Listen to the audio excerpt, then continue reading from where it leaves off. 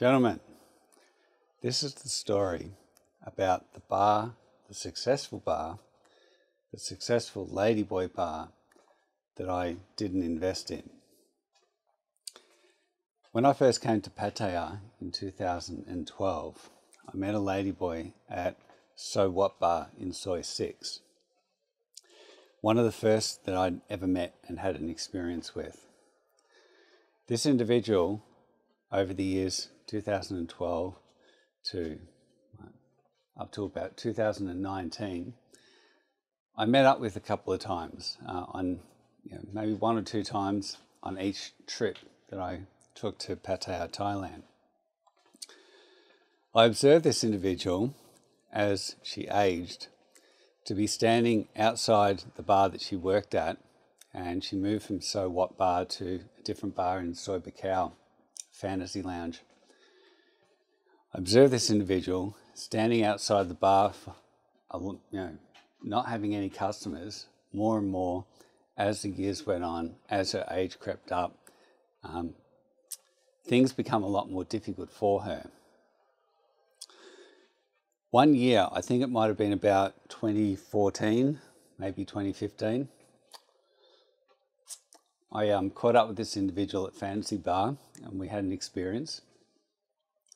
And in the room, she gave me the pitch. She'd like to buy a bar. Would I like to put up the money for the bar? And I said, look, I'll have a think about it. I come back to Australia, I thought about it, and then I reached out to my friend Steve and we had a discussion about it. And I said to him, look, the opportunities come up. If I put up some money, I could own this bar along with this person. He said, what are you thinking?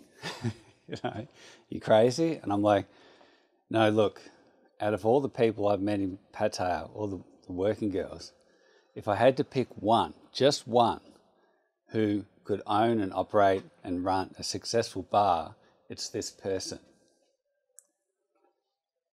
He didn't think it was a good idea. I knew it would be a good idea based solely on the person, okay? It's probably not a good idea. I knew it wouldn't be a good idea for other reasons, but based solely on the individual, I thought this person's going to succeed. Anyway, I decided not to put the money up.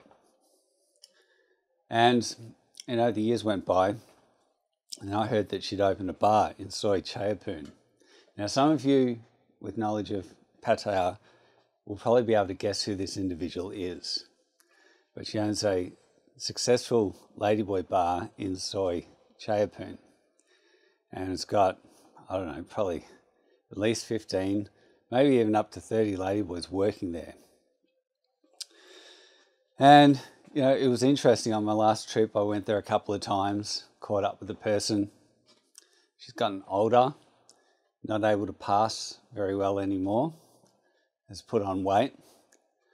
But as a bar mamazan, is doing an amazing job, okay, and appears to be making a lot of money. He's bought a house and some land in the village and is constantly seen around town dripping with gold, okay? Gold jewelry, gold necklaces, gold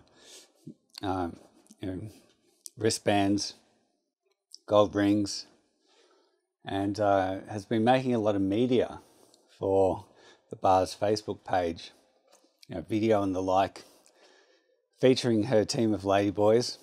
And some of the media has featured them literally on the ground, kneeling, almost like in a praying sort of gesture towards her as the big boss, the big mamazan. Now it's interesting because I had the opportunity. I knew the person would succeed. I just knew it. But I didn't put up the money. I was reluctant. Now, at that time, I really didn't have the money to put. I had the money, but it would have represented too big a risk based on the capital I had at the time. So, I didn't do it. But in the years that have gone on, and since I went back over there again after COVID, it was interesting seeing her success.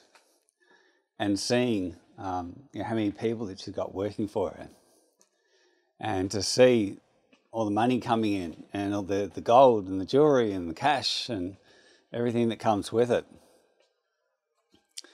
I guess the lesson that I learned out of all this is to trust my own judgment, right? Now, my friend Steve hasn't been wrong about a whole lot of things. And I'm not saying that he was wrong about this, because he was right about this for other reasons, of course, right? I don't know, Thailand sort of does something to the brain, but I knew with this person that it was a good bet. A good bet that I failed to take. And my life could have turned out differently if I had to put up the money. Now, somebody did put up the money. I don't know who that somebody is. Maybe the person who's in a relationship with this individual. I hear that she's in a marriage-like relationship, and it's with a guy from, it's with a foreigner. So I think it's highly likely that he put up the money.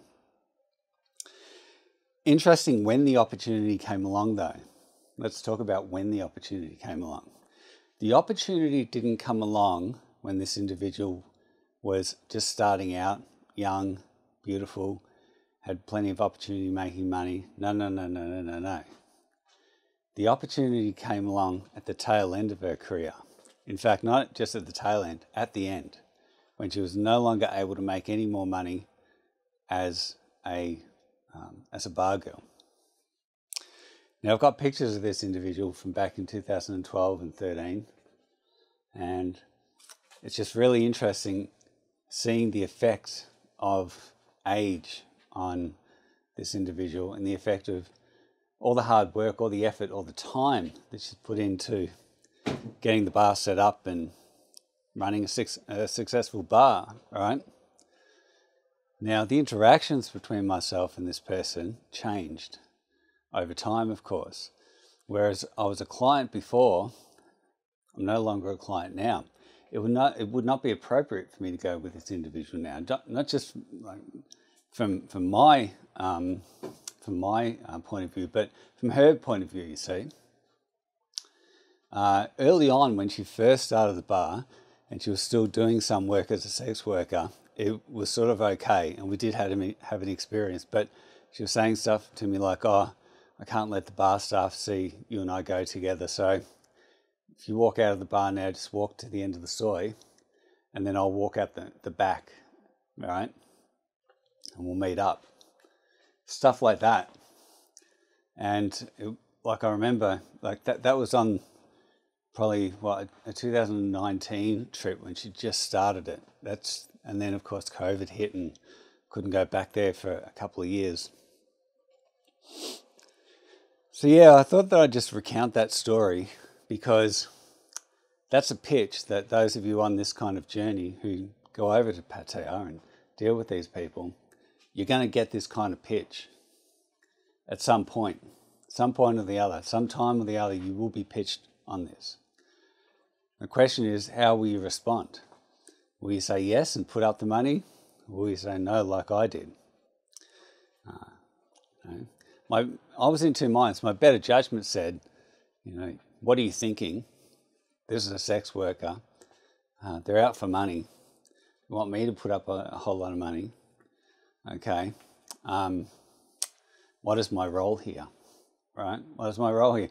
My role is as the banker, as the financier. My role is, the ATM, the Farang ATM. And when it is operating, am I going to get a share of those profits, or is this person just going to keep them? There's a lot of this sort of stuff going around in my mind at the time. It has been rather satisfying though, and seeing her run a successful business, and I take my hat off to this individual and her partner for turning it into a success, right? Each of you will need to make a call though on whether you put up money for a business like that, because you will get pitched on this sort of stuff, right? And there's so many things that can go wrong, of course. We can't own land in Thailand. we can't own a business in our own name in Thailand. We're at their mercy, essentially. All right? So, I don't know, it's just something to think about based on my experiences over there. Yeah, I think that's, something to think about. All right, all the best, gentlemen. I'm the Pretender.